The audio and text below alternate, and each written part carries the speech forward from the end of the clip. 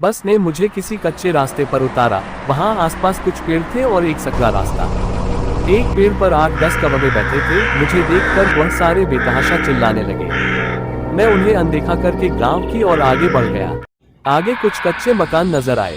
मैं उन मकान की ओर जाने लगा तो बाहर बैठे लोग सटासट घर के अंदर चले गए और दरवाजे बंद कर लिए। मुझे हैरत हुई। मैं वहीं एक मकान के पास झाड़ के नीचे बैठ गया। सोच रहा था कि किससे मदद मांगूं। तभी अचानक मेरी नजर ऊपर पेड़ की डाल पर गई। वहां पर एक डरावनी काली बिल्ली बैठी थी, जो मेरी ओर ऐसे घूर कर देख रही थी जैसे मेरा शिकार कर लेगी। मैंने उसे डराने की कोशिश की तो वह उल्टा मुझे ही घुर्रा कर डराने लगी। कुछ देर बाद मैंने उसको अनदेखा कर दिया और फिर से वहीं बैठ गया। तभी अचानक उस बिल्ली ने पीछे से मेरी गर्दन पर वार कर दिया। उसने अपने चारों बड़े दांत मेरी गर्दन पर गड़ा दिए और चारों पैरों के पंजों से मेरे कंधे नोचने लगी। मैंने फौरन उसे दूर हटाया और वहां से खड़ा हो गया। ये सब चल रहा था तभी वहां पर एक डाकिया निकला और उसने मुझसे पूछा कि मैं वहां क्यों आया हूँ। मैंने उसे अपना मकसद बताया तो उसने कहा कि यहाँ के लोग आपकी कोई मदद नहीं करेंगे। ये सारे डरे सहमे लोग हैं। इस गांव में रात को भूत प्रेत का तांडव होता है। उस डाकिये ने कहा कि सामने हमारा घर है, वहाँ कोई नहीं रहता है। हम इस गांव को छोड़ चुके हैं और पास के गांव में रहने चले गए हैं। आप चाहे तो मैं उस बंद घर की चाबी आपको दे दूंगा। मैंने फौरन हाँ बोल दी, क्योंकि वही मेरी सबसे बड़ी समस्या थी। अब गांव में एक घर मिल गया था और आगे फौरन मुझे अपना काम शुरू करना था। गले पर थोड़ी मरहम पट्टी करके मैंने काम शुरू कर दिया। कौवे वाली बात, बिल्ली वाली बात, लोगों के घर में चले जाने की बात और भूत प्रेत की अफवाहें, इन सबको तालबद्ध तरीके से मैंने लिखना शुरू कर दिया। उस गांव में मेरे लिए भरपूर मसाला था और डाकिये का मकान भी बड़ा था, तो शांति से मैं अपने काम में जुट गया। रात के करीब 2 बजे मैंने लिखकर अपना लैपटॉप स्विच ऑफ किया और खिड़की से चौक पर नजर डाली और मैं हंसते हुए बोल पड़ा कि जरा देखूं तो भूत प्रेत का कुछ तांडव हो भी रहा है या लोग वैसे ही सबको उल्लू बना रहे हैं। खिड़की से झांक कर देखा तो मेरे रोंगटे खड़े हो गए। एक आदमी एक लड़की का गला दबा रहा था और एक आदमी उस बिल्ली वाले पेड़ पर रस्सी लटका रहा था।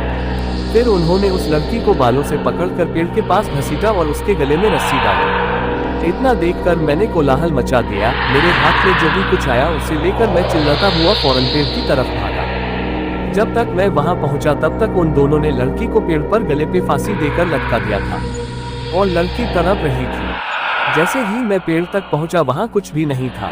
वो दोनों दरिंदे और पेड़ पर लटकी हुई लड़की सब गायब थे। ये सब देखकर मेरे तो होश ही उड़ गए।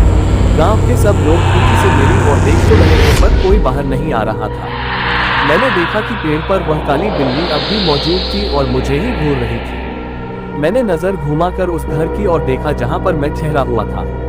मुझे उस घर में कोई टहलता नजर आया। मेरा तो दिल ही बैठ गया। फिर मैंने उसी मकान की छत की ओर नजर डाली तो मैंने देखा कि वह दोनों दरिंदे और वह लड़की तीनों एक साथ उस डाकिये के मकान की छत पर खड़े थे।